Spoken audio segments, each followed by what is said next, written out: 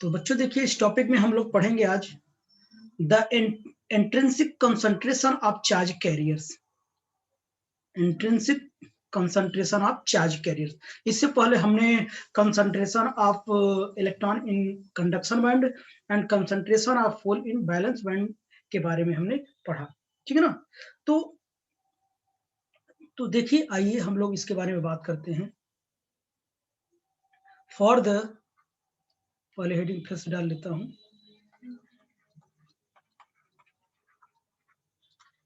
intrinsic concentration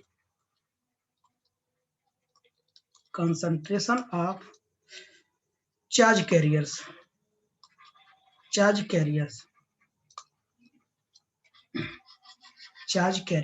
okay. चलिए, for the intrinsic concentration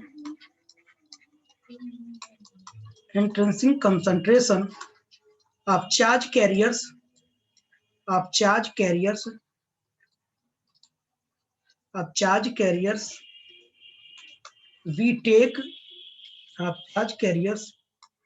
we take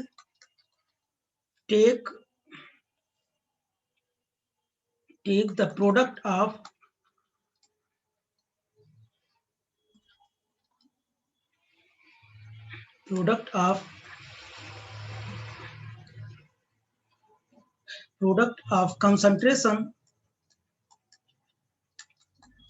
concentration of electron यानी and concentration of whole यानी NH। तो हमको intrinsic concentration of charge carrier को calculate करने के लिए हमको क्या करना पड़ेगा, concentration of electron and concentration of hole का हमको क्या करना पड़ेगा, मल्टीपल करना पड़ेगा, प्रोडक्ट करना पड़ेगा, ठीक है ना। तो आइए हम लोग देखते हैं। तो अगर मैं यानी और NH को मल्टीप्लाई कर देता हूं तो ये किसके इक्वल हो जाएगा, Ni²। इससे पहले मैं बता चुका हूं ये क्या है, इसी को हमने क्या बोला था बच्चों, लॉ ऑफ मास एक्शन। नहीं आ रही law of mass action, okay. Ni² will be equal to law of, कितना हो जाएगा, यानी इंटू कितना हो जाएगा, NH हो जाएगा, law of mass action, okay. तो चलिए, हमको यानी भी पता है, NH भी पता है, ठीक। Concentration of electron in conduction band और concentration of hole in valence band के बारे में पिछले लेक्चर्स में हम पढ़ चुके हैं, ओके बच्चों। तो देखिए, इसे इक्वेशन नंबर मैंने फर्स्ट दे दिया और हमको चाहिए कंसंट्रेशन ऑफ इलेक्ट्रॉन।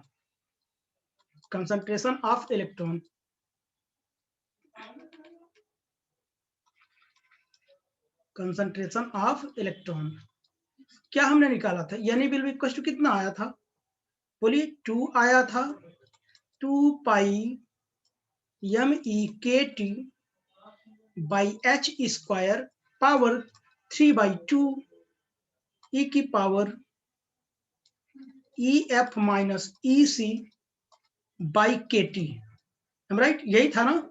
और आप बताएंगे NH कितना था, NH बताओ, यानी कंसंट्रेशन ऑफ होल, होल के लिए बताइए NH कितना था हमारे पास, 2 था, 2 पाई MH, 2 pi MH KT by H² power 3/2 e की पावर कितना था बच्चों, EV माइनस EF, ये फर्मी एनर्जी है, बाई KT, ये था। ये दोनों टर्म मैं यहां यूज करूंगा इक्वेशन नंबर 1 में। चलिए, यूजिंग इक्वेशन फर्स्ट,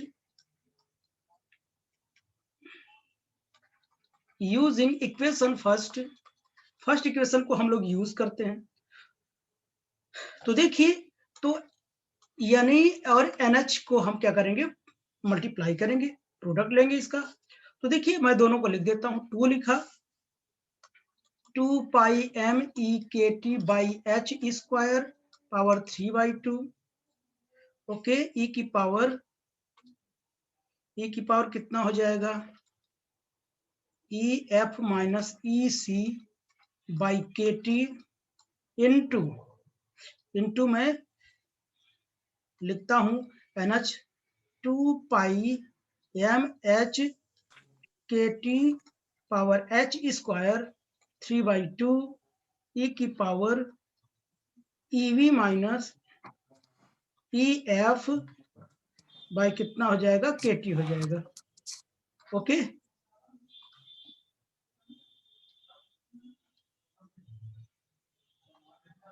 ओके बच्चों, यहां तो हो गया। अब देखो इसको मैं प्रॉपर मल्टीप्लाई कर लेता हूं, NH will be equals to ये 2 कितना हो जाएगा, 4 हो जाएगा। 4 हो गया। अब देखना तुम लोग, ये 2 पाई KT और H 2 pi KT H same है ना। देखो मैं लिखता क्या हूं, 2 pi KT by H square, देखो 3/2 ये है, 3/2 ये है, 3/2 प्लस 3/2 कितना आएगा, 6/2, यानी 3 पावर आ जाएगा क्या, 2 टाइम्स है ना बेटा ये, तो केवल पावर 3 आएगा। और देखिए ये जो यमी है यमएच है, दोनों सेम नहीं है, ये दोनों अलग अलग हैं। इसको अलग ब्रैकेट में मैं लिख लेता हूं, यमी इंटू MH पावर 3/2, ठीक है ना। ये क्या है, MH है, ये क्या है, यमी है, ये यमी है और ये MH है, पावर 3/2 हो जाएगा। ओके बच्चों, और दोनों पावर को एक साथ लिख देता हूं, लिख दो दोनों पावर को एक साथ, ई की पावर, दोनों को पावर ऐड कर देता हूं, देखो ई एफ माइनस ई सी, इधर क्या हो जाएगा, plus EV minus E F, देख रहे हैं ना पावर, बाई कितना, KT हो जाएगा। बात को समझ पा रहे हैं आप लोग, मैं क्या कर रहा हूं, ठीक है ना। तो अब आगे देखना आप लोग, अब देखो शायद ये कट जाएगा ये पावर हमारा, तो देखो यानी और NH will be equal to 4 2 pi KT by H square ME into MH power 3/2, E की पावर देखो ये बचा, यानी EV माइनस EC मैं लिख सकता हूं। ओके बच्चों, इतना लिख सकता हूं कि नहीं, लिख सकता हूं, यानी और NH का मल्टीप्लाई किया 4। अब देखना मैं क्या लिखता हूं, 2 पाई K by H square power 3 yummy into MH 3/2, और मैं T को बाहर कर लिया, T क्यूब अलग कर लिया, क्यों कर लिया अभी आप देखना। और ये देखना आप लोग, जो EG होता है यानी energy gap, forbidden energy gap, यानी कंडक्शन बैंड और एनर्जी वो कंडक्शन बैंड बैलेंस बैंड के बीच की जो गैपिंग होती है उसे EG बोलते हैं, यानी एनर्जी बैंड, यानी फॉरबिडन बैंड, एनर्जी गैप जिसे कहते हैं, ठीक है ना। ये क्या होता है, EC माइनस क्या होता है, EV होता है। आप याद करो, ये हमारा कंडक्शन बैंड था, ये हमारा वैलेंस बैंड था, ये EC था और ये EV था, इसके बीच की जो गैपिंग थी उसी को हम लोग क्या बोलते, EG बोलते थे। ये जो गैपिंग होगी क्या, दिस माइनस दिस ही तो होगा ना, ये ज्यादा एनर्जी, ये upper energy, lower energy, EC minus EV। तो सर ये ये बाई केटी कहाँ गया? अच्छा, बाई KT अभी नहीं लिखा हूं, रहेगा, हाँ बाई KT रहेगा, ठीक ना। तो हाँ आप देखना, यहां तक की बात समझ में आई।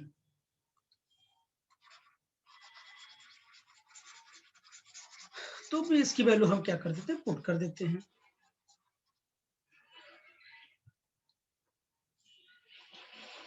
तो अब देखना, अब बच्चों बताओ इसकी जगह मैं क्या रखूं, कोई बताएगा इसकी जगह, माइनस EG बाई KT, ऐसा लिख सकता हूं ना मैं, तो ये हो जाएगा। अब आगे देखना आप लोग,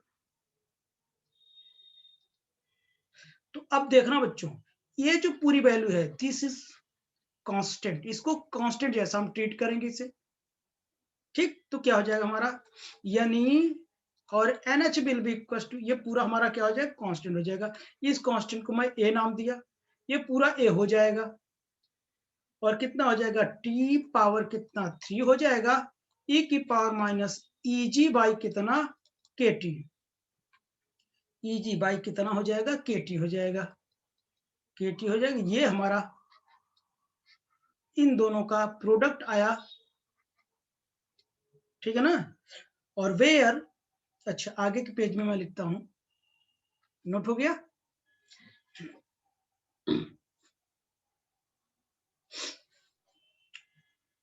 सर आवाज नहीं आ रही है। आवाज आ रही है अब और सबको नहीं आ रही क्या, तुम्हारा नेटवर्क आज वीक है, बाकी सबको आ रही है ना बेटा। जी सर।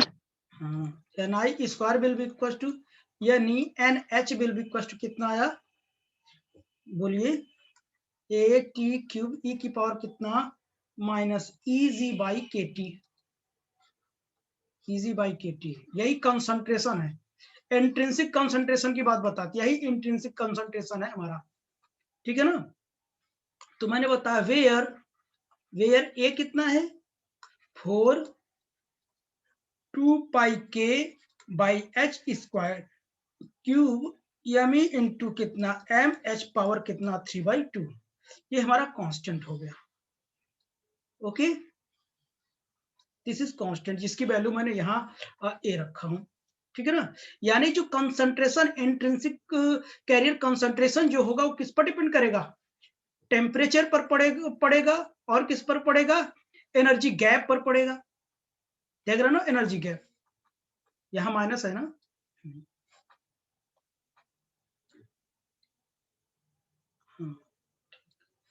एनर्जी गैप पर पड़ेगा, ठीक। अब देखिए आगे देखना, तो ये इक्वेशन क्या रिप्रेजेंट करता है, देखिए दिस इक्वेशन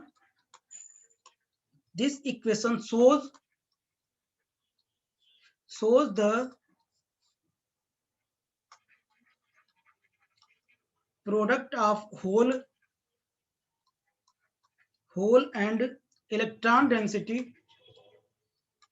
वही कंसंट्रेशन बोलिए चाहे डेंसिटी बोलिए, electron density on temperature T and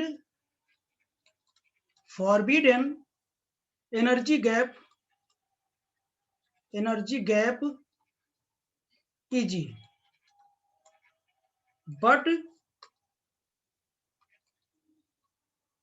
but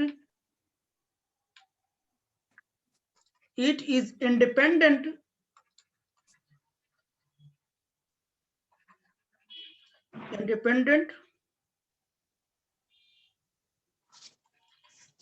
from the Fermi level,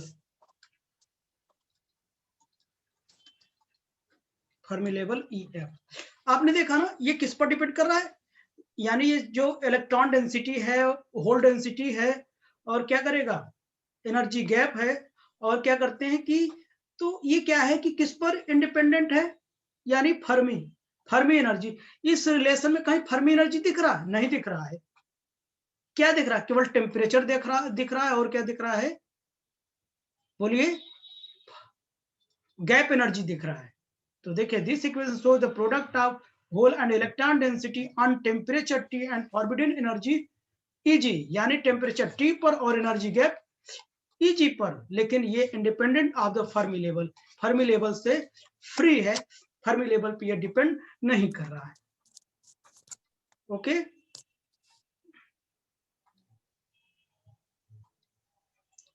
समझ में बच्चों।